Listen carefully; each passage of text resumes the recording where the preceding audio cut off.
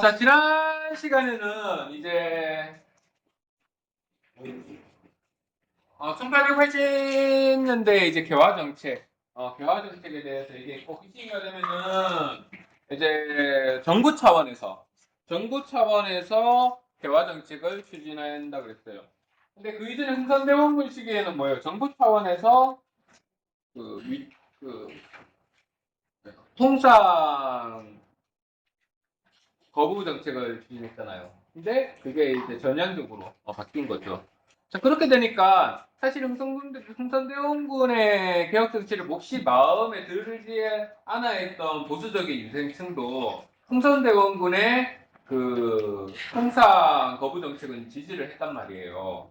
근데 이제 뭐예요? 정부적인 차원에서 개화 정책이 추진되니까 보수적인 유생층은 빨리 흥선대원 건 됐으면 좋겠다라고 생각을 하고 있었는데 정작 바뀌니까 이런 정책을 쓰니까 굉장히 마음에 안 들었겠죠. 그래서 이 사람들의 그런 저항이 위정척사 사상으로 나타난다라고 했었고,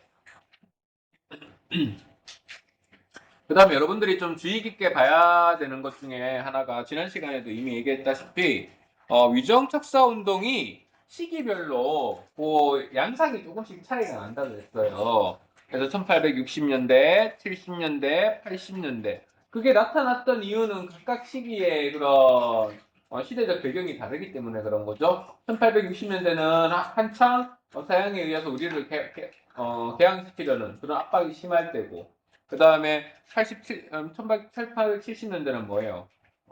여러분들이 잘 알고 있는 무슨 조약? 강화도 조약이 맺어질 즈음이에요. 그러니까 거기에 맞춰서 외놈이나 양놈이나 똑같이 오랑캐놈들이다. 통상하면 안 된다는 주장을 하게 되는 것이고, 1880년대는 정부가 공식적으로 이제 그 개화 사상을 추진하니 거기에 대한 반발로서 영남 만인소와 같은 것이 그런 상수가 올라가게 되는 거죠. 자, 그 다음에 여러분들 이 시기에 이것도 좀 잘 기억하고 있어야 돼요. 정부가 공식적으로 개화 정책을 추진하면서 개화 정책을 추진하기 위한 정부 기구를 만든다고 했어요. 그게 뭐다? 뭐다? 통일기무함은 알고 있어야 돼요. 통일기무함은 그 아래 12사두고 여러 가지 외교, 통상, 군사 이게 주요 세 개고 그 이외에 여러 가지 사무를 나누어서 이제 개혁을 추진하는 거죠. 근데 뭐 중국이나 일본이나 우리나 할 거 없이 근대화를 추진하는 과정에서 가장 우선시했던 건 뭐냐 하면 삼국 예외 없이 군사 부분에 굉장히 치중을 해요. 왜냐하면 외세의 침입이 지금 제국주의적인 침입이 있던 시기니까 일단 우리를 지켜야 되잖아요. 그죠? 그래서 군사 부분에서는 우리가 특히 기억해야 될 게 뭐냐? 별기군이죠. 별기군. 신식 군대야. 서양식 제식 훈련을 받고 서양식 전술 훈련을 받은 그런 군대, 별기군이죠. 그렇지만 기존에 있던 전통적인 군대도 남아있다, 안 남아있다? 남아있었다. 원래 전통적인 군대는 5군형이죠. 5군형. 5개의 군형이에요. 근데 그거는 두 개로 통합한다 그랬죠? 2개의 군형이 여전히 남아있었다. 근데 조선의 재정은 풍족하다, 풍족히 못하다. 풍족하지 못해요. 2개의 군대를 다 이렇게 제대로 운영하기에는 재정이 벅찼던 거죠. 그러니까 누구를 홀대해준다? 야들을 홀대해준 거야, 야들. 그러니까. 자, 그래서 그 부분과 관련된 게 뭐다? 이모군란. 이모군란은 뭐 역사를 배우건 안 배우건 대학생이건 고등학생이건 직업이 뭐든 간에 이모군란 정도는 알고 있어야 되는 내용이라고 했어요. 예. 지난 시간에 얘기했으니까 이제 알고 있죠? 오늘도 모르면 안 돼요. 지난 시간에 얘기했는데. 예.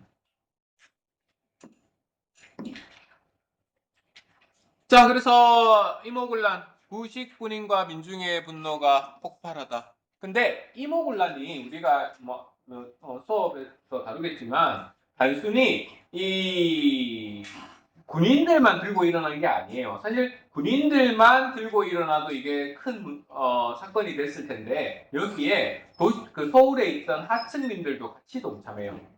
그러면 이런 군인들의 이런 저항에 일반 백성들도 동참했다는 건 일반 백성들도 어려움이 있었다 없었다?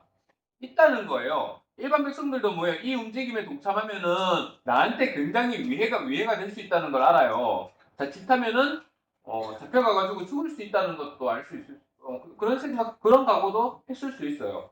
그런 각오를 할 정도로 당시의 도시의 학생민들의 삶은 굉장히 어려웠겠구나라는 걸 머리에 놓고 있어야 돼요. 그러면은 어떤 부분에서 어려움을 겪었는지 우리 생각해 봐야 되겠죠? 네?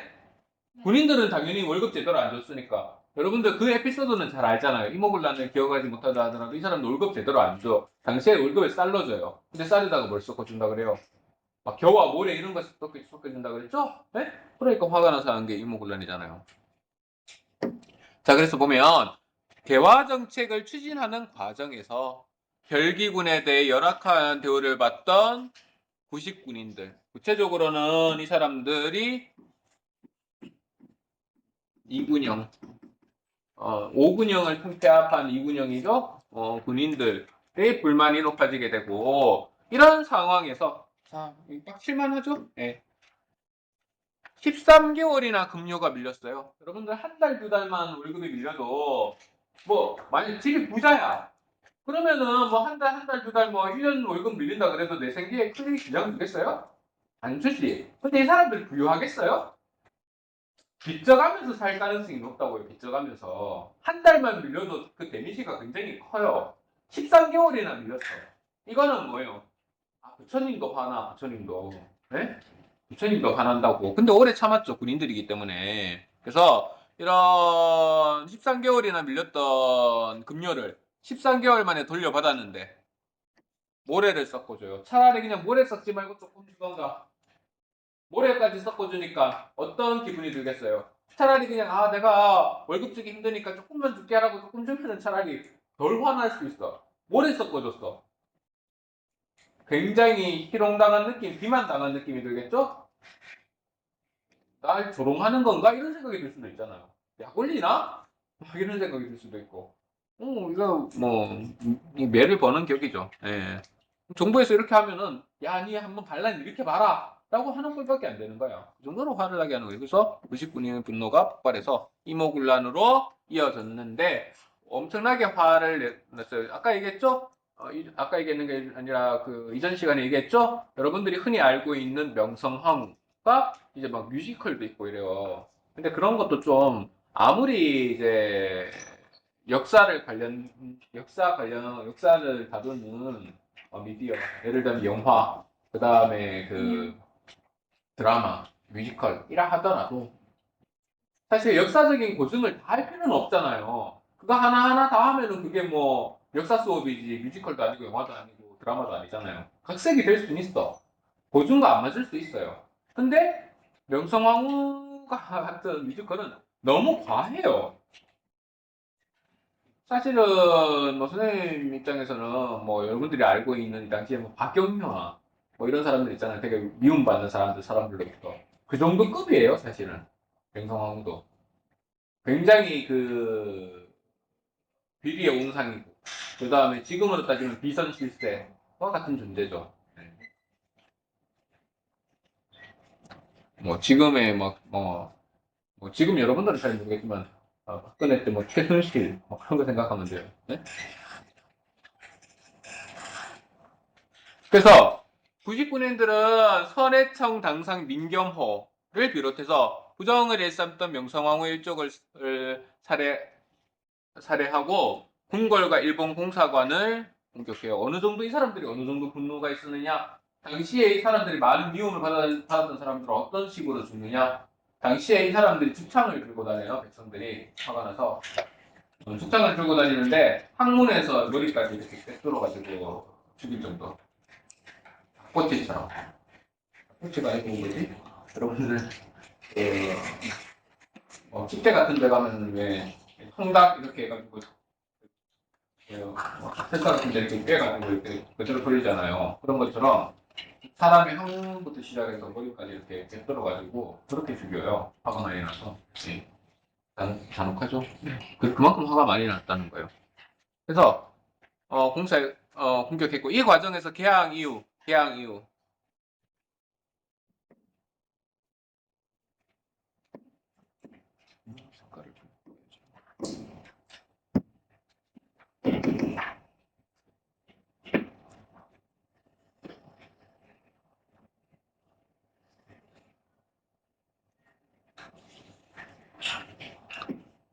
개항 이후 일본으로 국물이 유출돼서 생활이 어려워진 도서 야청민도 군란에 감난했다. 우리 뭘 생각해야 되겠다? 강화도 조약. 네? 강화도 조약과 부록으로 맺어진 조약들. 거기 보면은 뭐 어떤 내용도 담고 있다. 우리나라의 국물을 마음껏 수출할 수 있도록 하는 규정이 있었어요, 없었어요? 있었죠? 그거는 속속들이 알고 있어야 된다 그랬어요. 조항, 교과서에 나오는 조항 하나가 중요하지 않은 조항이 없다 그랬어요. 그러니까 이게 구체적으로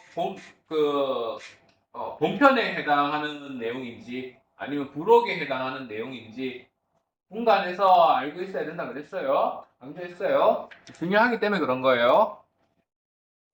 그러니까 곡물이 무제한으로 일본 애들이 신났어. 우리나라 물가가 더 싸니까 우리나라의 곡물을 싼 값에 막 사가니까 좋아. 어느 정도까지 사가느냐? 입도선매라는 말 들어봤어요, 여러분들?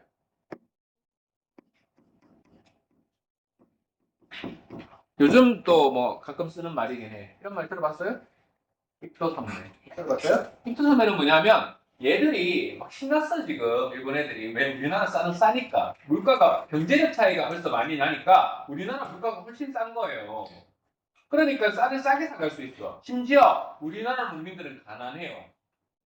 이거 벼가 익어가는데 익어가기까지 기다릴 수가 없어. 다 익은 벼를 팔면 그래도 돈이라도 좀 더 받을 텐데 이거 다 클 동안 견딜 수가 없는 거야. 그럼 어떡하냐면 아직 수확하기 전에 벼야. 수확하려면 아직 한참 멀었어. 근데 그거를 일본인들이 통째로 그냥 사는 거예요. 선물 주고 사는 거죠. 그러면은 이게 농사가 잘 될지 안 될지를 모르는 상황이기 때문에 결과물이 수확물이 좋을지 나쁠지 알 수 없는 상황이기 때문에 덜 자란 거를 미리 사면 제 가격을 받을 수 있겠어요? 제 가격 못 받지. 제 가격 못 받더라도 지금 사는 게 너무 힘드니까 싼 값에 헐값에 그냥 덜 익은 벼를 통째로 팔아버리는 거예요. 선불 주고 사가는 거죠. 입도 선매요. 그런 식으로 하면서까지 우리나라의 쌀이 대량으로 일본으로 유출된다고 해요. 대량으로. 그러니까 우리나라의 쌀값이 폭등해 버리는 거죠. 그러면은 뭐예요? 도시에 사는 사람들은 농사 짓는 사람이에요? 안 짓는 사람이죠? 이 사람들은 쌀을 구매해서 살아가는 사람들이에요. 쌀값이 폭등해. 먹고 살 길이 없어요. 그러니까 그 분노가 엄청났겠죠. 그래서 도시 하층민도 이 군란에 참여하게 되고, 그다음에 이 사람들은 그러면 이런 사람들은 첫 번째로 정부도 많이 미웠겠지만 당시에 외세도 많이 미웠겠죠? 네? 특히 일본 많이 미웠겠죠? 그러면 이 사람들이 그리워하는 인물이 한 명 있을 수 있어요. 누구를 그리워할까요? 흥선대원군 그리워했겠죠? 그래서 흥선대원군을 다시 권력의 자리에 올리기 위해서 사람들이 노력을 하는 거죠. 그래서 명성황후는 도망가요. 그래서 뭐 얘들한테 맞아 죽었다 어째 죽었다 그런 소문만 흉흉하게 돌고 어디 탈출해서 숨어요. 그래서 고종은 이 사태를 수습하기 위해 흥선대원군에게 권력을 다시 맡기게 되는 거죠. 그래서 흥선대원군이 돌아와서 했던 정책이 뭐냐? 자, 통리기무화문을 폐지하고 개화 정책을 중단했어요. 그런데 여기에서 민씨 세력이 굉장히 또 얍삽한 짓을 하는 거죠. 사실 여기서 흥선대원군이 다시 권력을 잡는 것 자체가 조선의 입장에서 봐서 정답은 아니죠. 정답은 아니야. 옛날로 돌아간다고 해서 더 좋아지는 건 아니잖아요.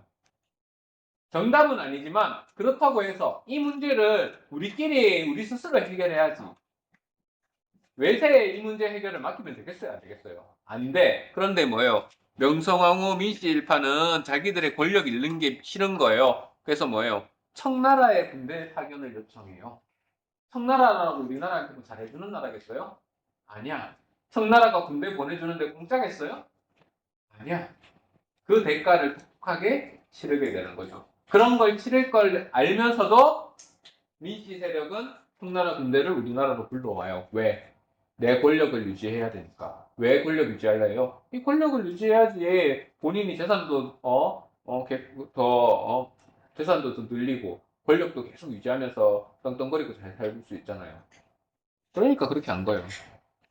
그래서요, 청나라 군대가 우리나라에 들어오고 나서는 굉장히 좀 우리 입장에서는 좀 굴욕적인 사건을 겪게 되죠. 흥선대원군이 안 되겠다. 이 때문에 자꾸 좀 문제가 생기는 것 같아. 니를 지지하는 애들이 있기 때문에 안 되겠다. 너 조선의 발전에 해를 끼치는구나 라고 해서 흥선대원군을 청나라로 잡아가는 거예요. 청나라로 잡아가요. 사실 흥선대원군 같은 경우에는 시대적으로 좀 맞지 않는 구석도 있고 여러 가지 결점이 많이 있지만 흥선대원군은 그래도 당시 시대로 봤을 때 훌륭한 정치가예요. 한계가 없었던 건 아니지만 굉장히 추진력 있고 영리하고 괜찮은 정치가예요.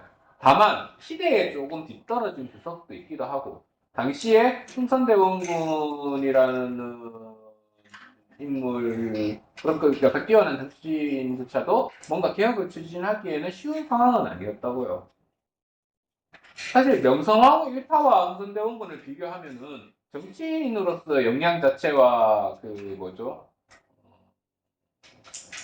뭐 청렴성이라 그래야 되나? 이런 차이가 하늘과 땅 차이예요. 얘들은 그냥 지네들 잘 먹고 잘 살라고 사는 사람들이고 흥선대원군도 뭐 그런 면이 없었는데 있긴 있었겠죠. 흥선대원군도 있었을 수도 있죠. 그렇지만 이 사람은 권력욕이 엄청 있었을 수는 있지만 막 부정부패를 일삼거나 그런 캐릭터는 아니에요. 근데 야들은 좀 줄어버려요. 부정부패 일삼고 매간매직하고 있겠어요.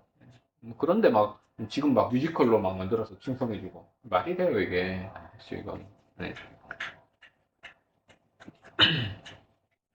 그래서 이때부터 청나라의 도움 우리가 지금 이모군란이라는 사태를 우리 스스로 해결해야 못해요.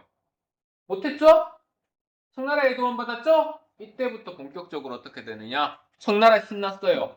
청나라의 내정 간섭이 시작되는 거죠. 자, 우리 여기까지 봤을 때 우리가 하나 생각해야 될 부분은 뭐냐면, 자, 우리가 전통적으로는 어떤 나라의 영향력이 강했어요? 응? 청나라의 영향력이 강했죠? 예, 언제? 강화도 조약 이전까지는 성의 영향력이 매우 강한 그런 거죠. 다른 나라는 별로 영향력도 없어요. 왜냐하면 우리는 통상을 개방하지 않았던 나라이기 때문에 뭐 없어요. 근데 강화도 조약 이후는 어떻게 되겠어요? 일본의 영향력이 강해진다고 일본. 특히 어떤 부분에서 정치적 영향력도 정치적 영향력이지만 특히 경제 부분에서는 야들이 게임이 안 돼요, 청나라가. 경제 부분에서는 일본이 세력을 엄청 확대해 나가요, 우리나라에 대해서. 그러면은 그 청나라가 이걸 회복해야 되겠죠? 그 회복할 수 있었던 기점이 되는 게 바로 뭐냐? 이모군란이에요. 이때가 되면 이제 뭐예요? 청나라가 다시 한번 우리나라에서 세력을 회복하는데 굉장히 노력했던 그런 시기로 볼 수 있죠. 그래서 이모군란을 빌미로 해서 청나라와 일본은 각각 우리나라에서 영향력을 모두 확대해 나갔지만 특히 누구? 청나라가 이제 경제적인 영향력을 회복하려고 많이 노력하는 거죠. 그래서 일본도 이때 피해를 입었잖아요. 왜냐면 애들이 일본 공사관 가가지고 배들도 막 때려 죽이고 막 불지르고 막 이렇게 했다니까. 응? 그래서 뭐예요? 일본은 또 이제 군대를 파견해서 일본인이 입은 군란의 책임을 묻게 되고 그 다음에 그에 굴복해서 우리는 제물포 조약을 체결하게 돼요. 얘들도 뭐 피해 입었다는 거죠. 그래서 제물포 조약을 잠깐 보면 조선은 5만 원을 내서 해를 당한 일본인 관리와 유족과 부상자에게 줘야 된다. 보상금이죠. 그 다음에 일본군 공사관을 지킬 수 있도록 허용해 줘야 된다. 그리고 그 경비는 누가 부담해라? 조선 네가 부담해라. 라는 거죠. 화가 나요, 안 나요? 화가 나죠? 네. 자, 그 다음에 본격적으로 이제 청나라죠. 이거는 일본이랑 이 뭐예요? 이모군란 이후에 일본이랑은 제물포 조약 맺고 청이랑은 지금부터 얘기할 조청 상민 수륙 무역 장정. 이름도 복잡하죠? 네? 그렇죠? 네, 서술형 문제 있었으면은 매우 힘들 뻔했죠? 네? 조청 상민 수륙 무역 장정. 그래서 옛날에 중학교 때 있을 때 그때 서술형을 그때는 이제 지필고사에서도 봤었는데 이거 쓰라 그러면 각양각색이에요. 조총무역장정, 조총상민장정, 뭐 각양각색이죠. 네.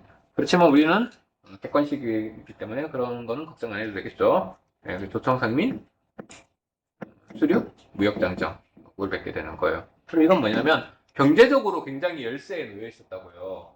그 강화도 조약 이후에 그걸 회복하려는 거예요. 그래서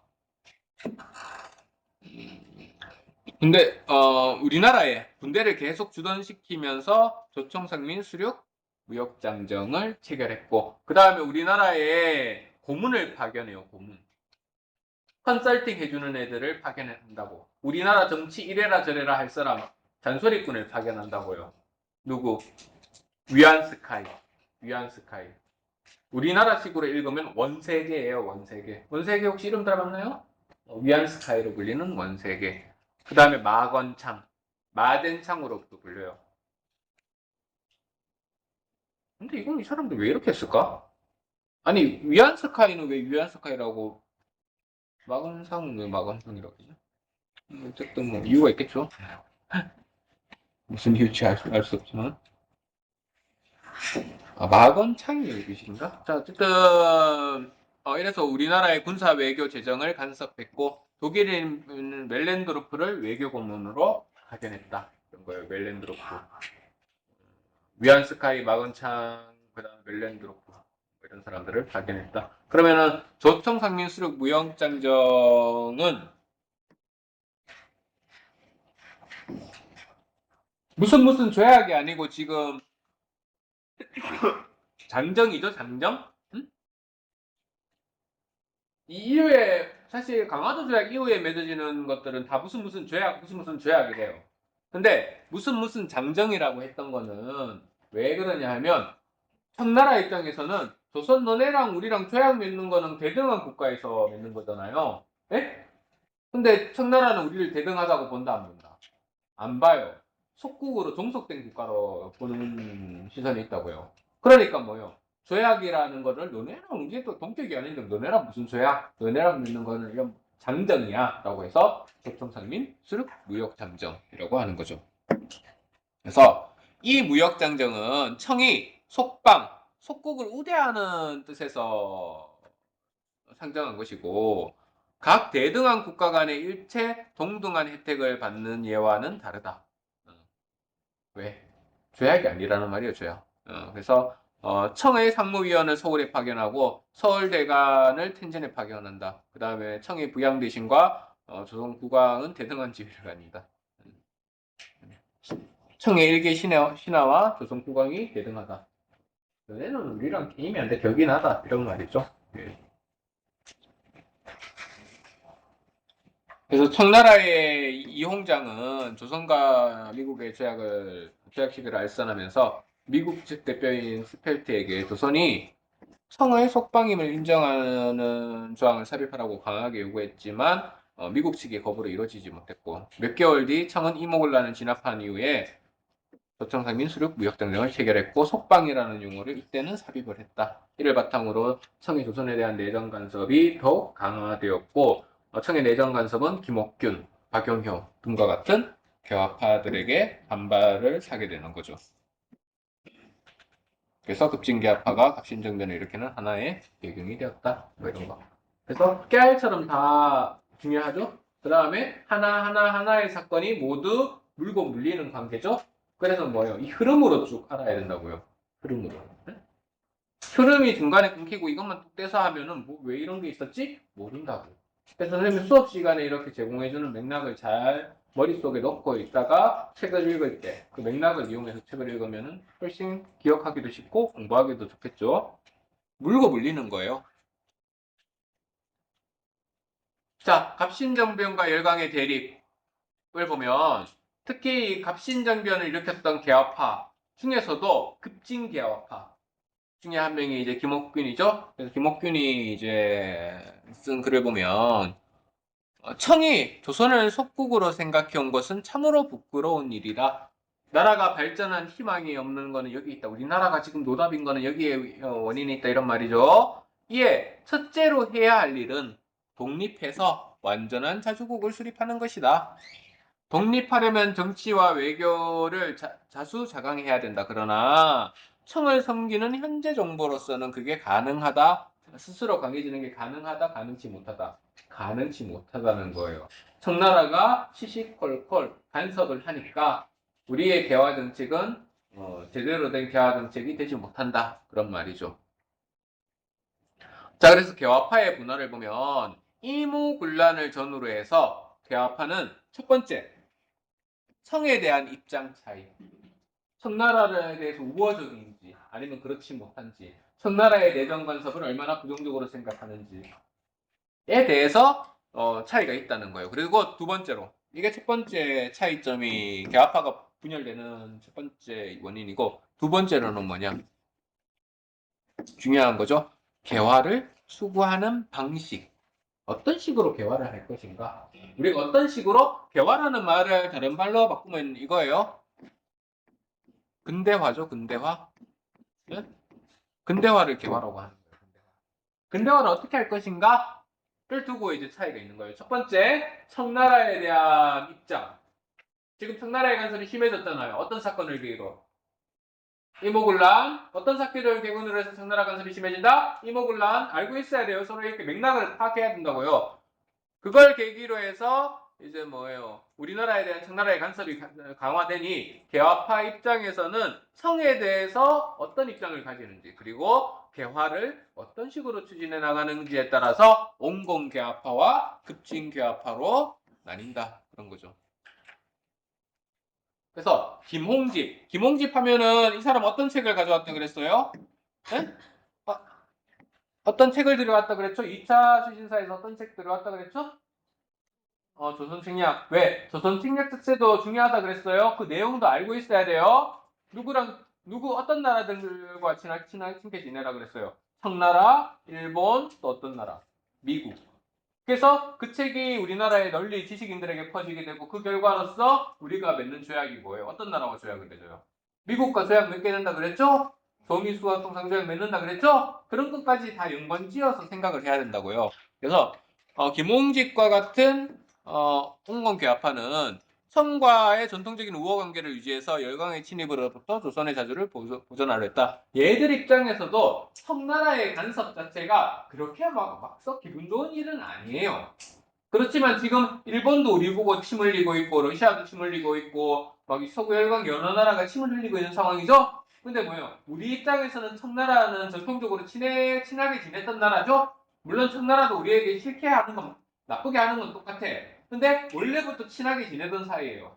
가스라이팅을 많이 당해왔던 애야. 우리는 실수로 가스라이팅 했던 나라라고. 그러니까 뭐예요? 뭔가 좀 그나마 고르라면 청나라가 좀 괜찮지 않나 이런 생각을 하는 거예요, 사람들은. 그래서 우리도 그러면 청나라 모델을 따라야 되겠다. 얘들은 양무운동을 본받아서 동도석 일원에 입각한 점진적 개혁. 천천히 개혁하자. 중국의 양무운동처럼 양무운동의 그런 주요 아이디어가 뭐냐 하면 여러분들 뭐 들어봤는지 모르겠어요.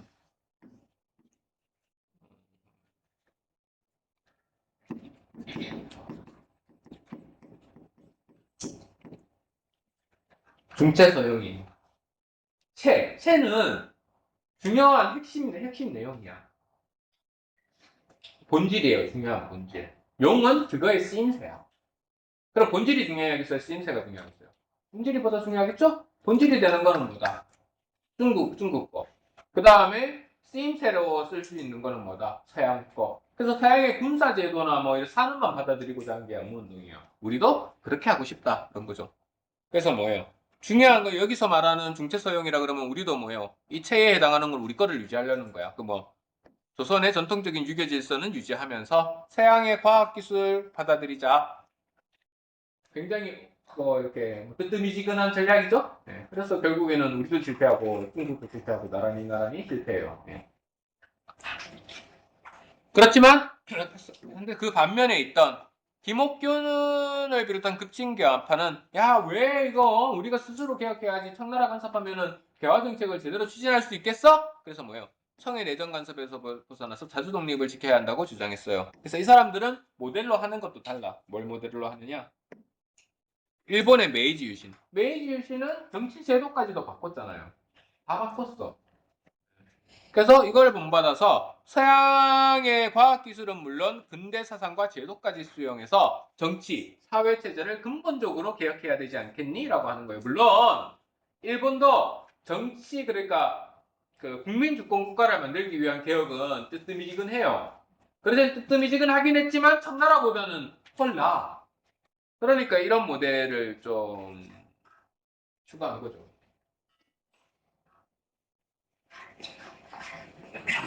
아,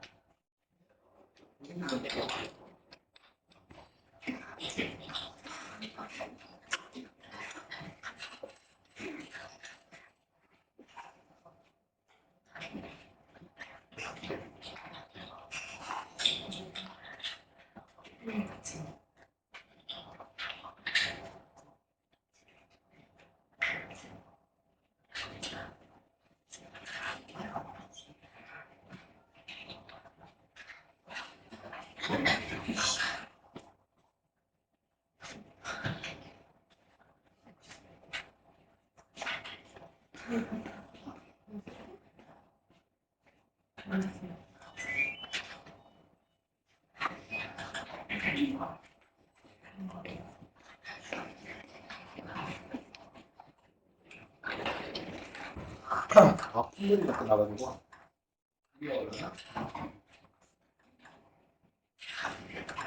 자는 사람이 일어나요. 수업 시간에 안 듣고, 특히 이 부분은 수업 시간에 안 듣고 그냥 혼자 하려면은 되게 뻥져요.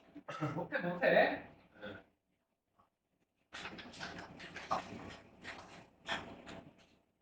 그래서 뭐예요? 개화파의 그 기원을 거슬러 올라가 보면 박지용, 홍대호, 박재과와 같은 복학파 실학자 이 사람들은 주로 어떤 부분을 기억해야 된다고 생각해요? 요거를 중시하고 기억해야 된다고 생각해서 이 사람들의 이제 그런 이계통의 영향을 받은 사람들이 박규수, 오경석, 유홍기 이런 사람들이죠. 특히 박규수는 평양 관찰사로 있었던 사람이고 그 미국의 무장 상선인 제너럴 켜모노가 대동강 구슬로 올라왔을 때 백성들을 지휘해서 그걸 불태웠던 그 인물이 이 인물이죠. 그래서 이 사람이 이제 그 뭐예요? 야들을 키워냈다 그랬잖아요. 야들 집에 놀러가 박규수 집에 놀러 가가지고 뭐 이렇게 서양의 그런 형태를 공부하고 그랬다 그랬잖아요. 또 박규수는 그 중국으로부터 중국 청나라로부터 서양 문물을 소개받았다 그랬죠. 중국에서 서양 문물을 소개했던 책이 해국도지라는 책이 있다 그랬죠. 그거 읽고 공부했던 사람. 그리고 요 규방이 야들 집에 가가지고 박규수는 집에 가가지고 이제 뭐 그 서양 문물 공부했던 사람들, 뭐 이런 사람들이 있다고 그랬잖아요. 네? 그만큼 있으면 뭐 이렇게. 네? 그래서 그 다음 세대가 1세대, 2세대, 그 다음 세대 개화파로 불릴 만한 세대, 3세대 그런 거죠. 근데 이 사람들이 어떤 사건을 계기로 해서 이모군란 이후에 그런 급변하는 정세를 계기로 해서 분열했다. 어떻게? 옹공개화파와 급진개화파로.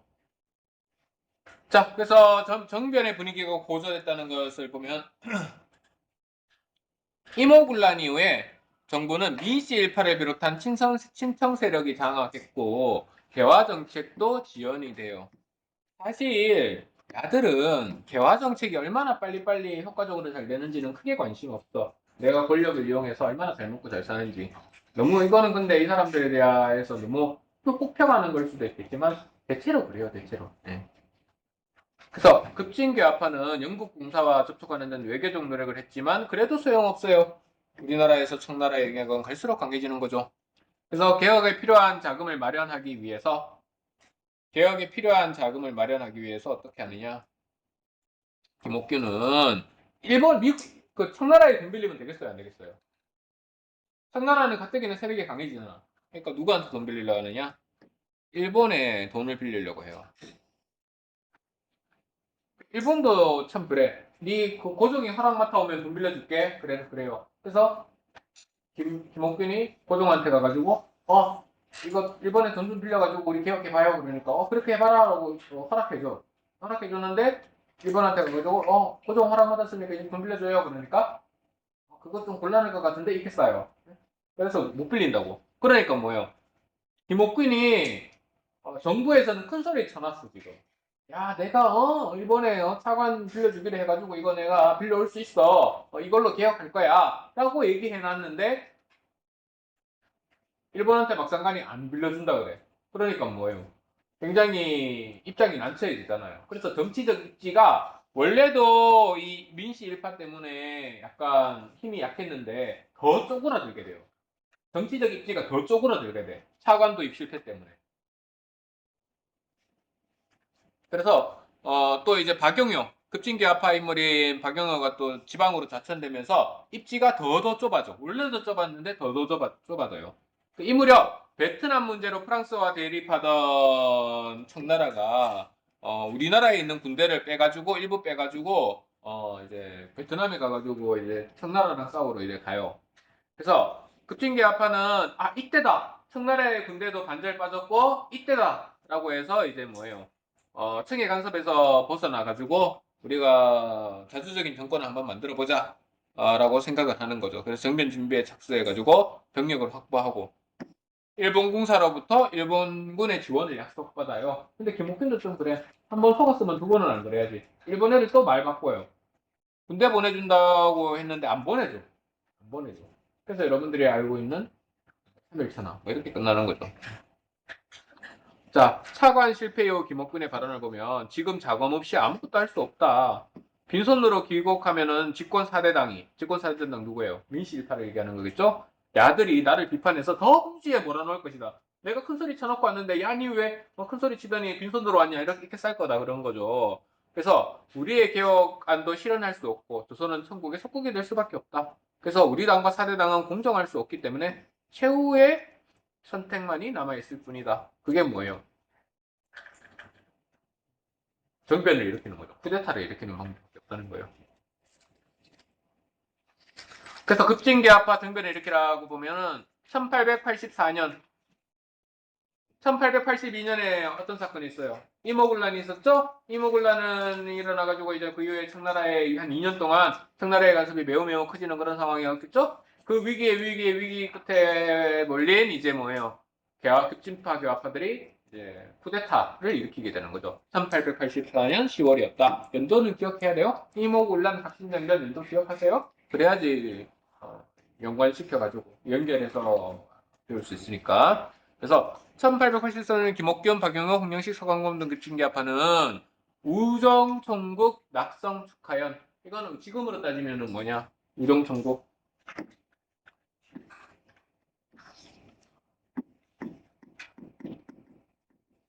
우체국 만드는데 이제 축하하는 축하연 축하 파티를 계기로 해서 정배를 일으키려고 했고 이때 친정 세력과 그 민씨 일파를 제거하고 개화당 정부를 수립했는데 이게 갑신정변이에요. 그래서 이 사람들이 우리는 이런 개혁을 하고자 한다. 세상 사람들아 우리의 개혁을 알아다오라는 차원에서 발표했던 게 뭐냐?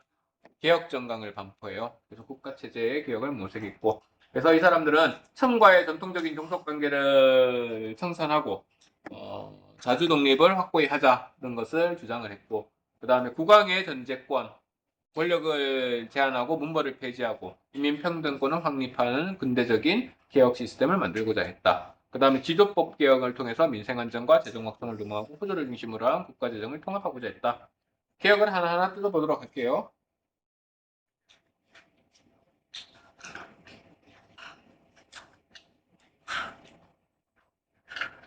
자, 보면 일단 아직 흥선대원 건 못 돌아왔어. 언제 잡혀갔는데? 네? 아까 언제 잡혀갔다 그랬어요? 이모굴란테 잡혀갔다 그랬죠? 이때 흥선대원군 빨리 돌아오게 해주세요. 왜 자존심이 상하는 일이니까. 그 다음에 청에 대한 조공을 폐지해 주세요. 그 다음에 문벌을 폐지해서 인민을 평등하게 해주세요. 그 다음에 능력에 따라 관리를 증명해 주세요. 매관매직 이딴 거 하지 말아 주세요. 과거에서 난 적이 없지 않나요? 이런 걸 하는 거예요. 그 다음에 지조법. 지조법은 뭐냐면 토지에 대한 세금이에요. 그래서 이게 병폐가 많으니까 간사한 관리를 뿌리뽑고 백성들의 곤란을 구제해서 국가재정을 넉넉히 할 수 있도록 지조법을 개정하자. 지조법을 규정하자. 여기서 말하는 지조법은 일본 모델을 따르는 거예요. 일본 모델은 어떠했느냐?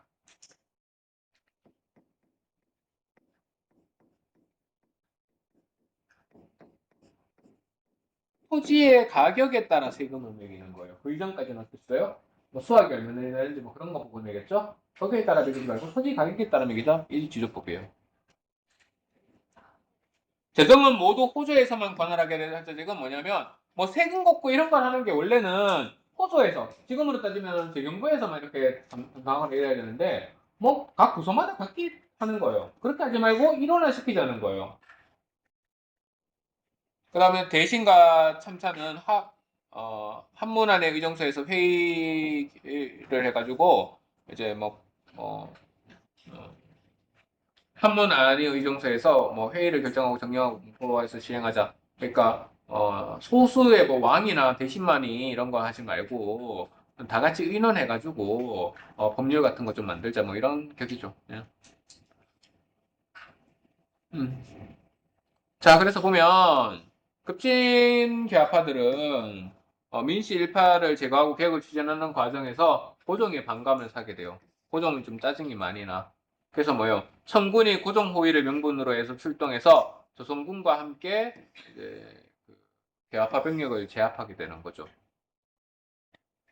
일본군 도와주러 왔다 안 왔다? 안 왔어요. 근데 청나라 군대는 되게 빨리 돌아왔어요.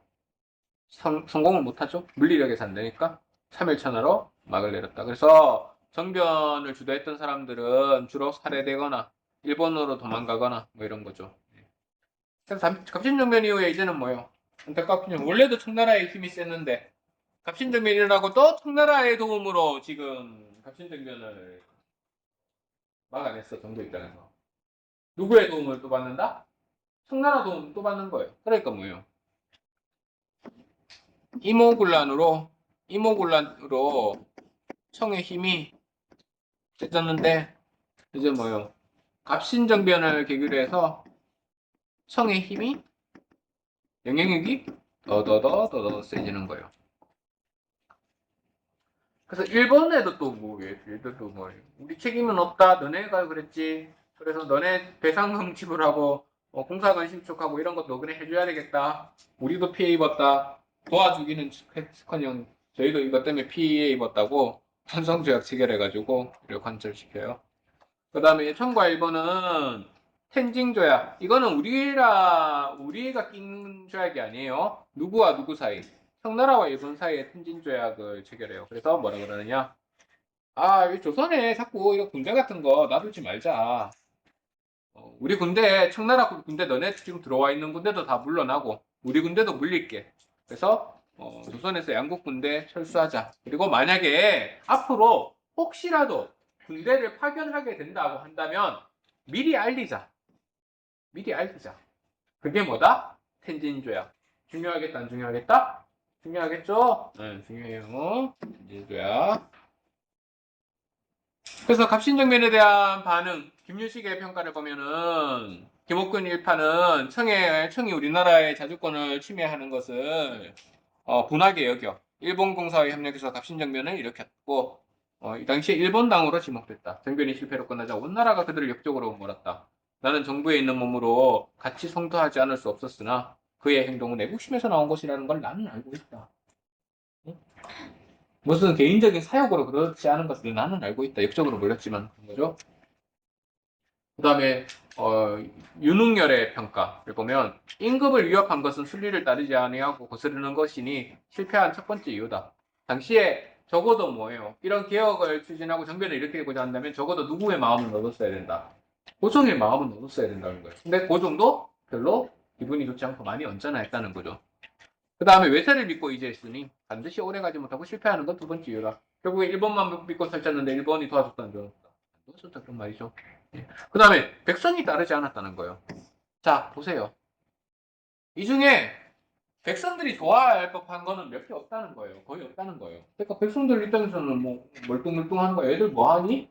얘들 왜 이러지? 이런 생각밖에 할 수 없어요. 백성이 지지를 받았어야 되는데. 그리고 뭐 셋째, 일본이 왜 안 보내줬겠어요? 일본이 생각했던 것보다 청나라가 군대가 되돌아오는 속도가 너무 빨랐던 거야. 그러니까 싸워보면 당시에 만약에 청나라와 일본군이 당시에 조선에서 싸웠으면 아직은 우리가 안 될 것 같은데 이 판단을 한 거예요. 그래서 군대 안 보내준 거예요. 그래서 숫자가 적은 일본군이 어찌 많은 청군을 대적할 수 있겠는가? 실패할 수밖에 없다. 그런 말이에요. 자, 그 다음에 갑신정변의 의관계는 다음 시간에 하겠어요.